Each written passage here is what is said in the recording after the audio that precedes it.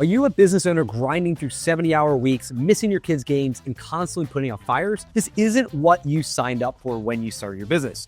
You didn't want more stress, less money, and longer hours. Meanwhile, other entrepreneurs are building 7, 8, 9-figure businesses working less than you. But here's the kicker. They're not smarter or luckier. However, they have mastered one simple thing that changed everything. And I know this because I was stuck on that same hamster wheel until I broke free, built a $45 million per year business. And today, I'm gonna show you exactly how to escape and reclaim your life. So let's go.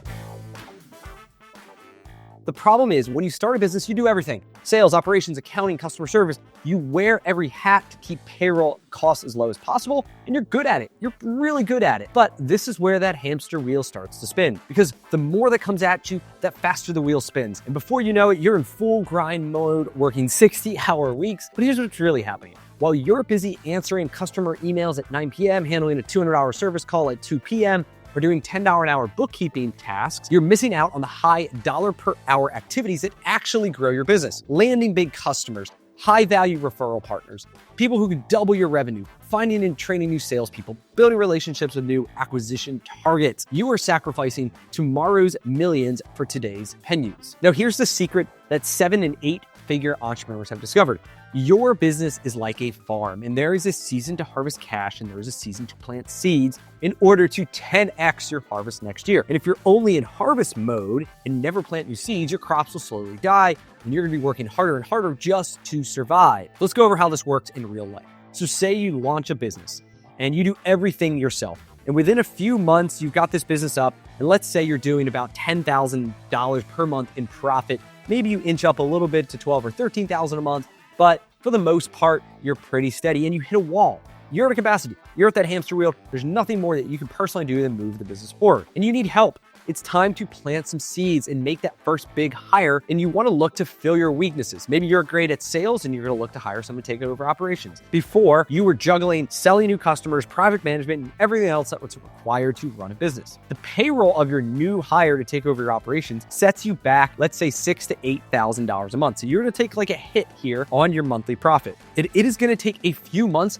before they learn the business and start impacting growth. But during this time, you're spending a lot of time with them and you aren't generating new sales. And your profit takes this huge hit. It drops down maybe from $12,000 a month to like $6,000 a month or whatever. And you are here in what I call the valley of despair. And you have two choices. You could say, screw it, cut your losses, fire the dude, go back to doing everything yourself and accept the capacity of that 12, maybe you can get it to 15,000 a month, but like you're kind of at your limit and you definitely bought yourself a job. Or you trust the process and you continue to get that person up to speed and it works. Before long, those profits not only break through, but like you go to the next level. Because before you were throttling back sales because you couldn't keep up managing any more projects. Once your new ops guy comes in, you are like, open the floodgates and you're confident in his ability to execute. So you pour on the sales and the results start to show, right? Within 12 months, you've taken your profit from, I don't know, that $10,000, $12,000. Maybe you're up to here. Maybe we got this thing up to $25,000, but it happens. Boom, you hit a capacity again. Your team can't do any more. So both you and the sales manager maxed out. So it's time to make the same decision again. Do you accept this new ceiling at 25,000 or 20,000, whatever the number is? Or do you take a hit on the profits? Do you take a hit on payroll in order to grow again? And you realize that the biggest opportunity is replacing yourself as the number one salesman. You got more leads that coming in that you can personally handle. Plus, like you want more freedom. What you do, you find that sales guy and boom, profit takes a hit. Down $10,000 a month because payroll and maybe, they're not as good as you initially closing these sales because they're just getting used to it. And then you're back in the valley of despair, right? Valley of despair, the almost a void. And you have to decide again, man, do I cut my losses? Is this the right person? What do I do? Do I keep moving forward? Or do you believe and continue to trust the process? This is, hey, this is going to pay off. And boom, this new sales rep starts cranking. It turns out once they get the system down, they're actually much better at you than selling. And that ops manager continues to build out his team, support the additional volume, and you finally got some freedom. So now when leads come in, they get sold, they get produced, and you don't even have to talk to the customers. So now the seeds that you've been planting for the last 2 years are finally producing. And for the first time in your business, you see it. You see this thing working.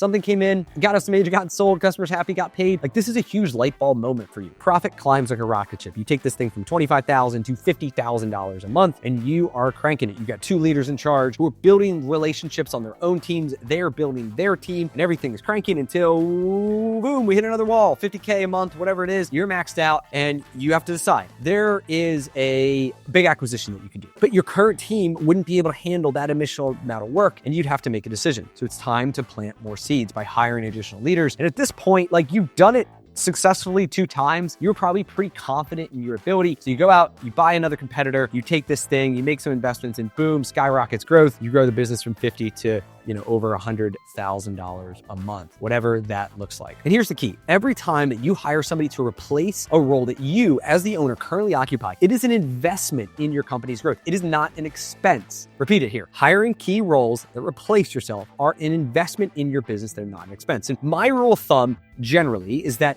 I want the investment in payroll to return at least 2 times the salary. For example, let's say I hire somebody and I'm paying them $75,000 a year in payroll. They should be able to generate me an additional $150,000 of profit after paying that salary. And if they don't hit that number, you either hire the wrong person, you didn't train them well enough, or you didn't focus on the right high value activities. If I'm bringing somebody on at, $150,000 as like a key leader times 2, they should return at minimum $300,000. You could play with this number. Maybe your number's higher, maybe your number's lower, whatever it is. Good rule of thumb to start with. If any of this sounds familiar, let's break down the exact steps that you need to do to hire the right person for the right position. So step number 1 is to track your time. For 1 week, I want you to write everything down, and I mean everything. Emails, calls, meetings, texts, fires to put out, everything you do. Step 2 is to sort the activities. You want to sort them into 3 categories. Number 1, low value tasks.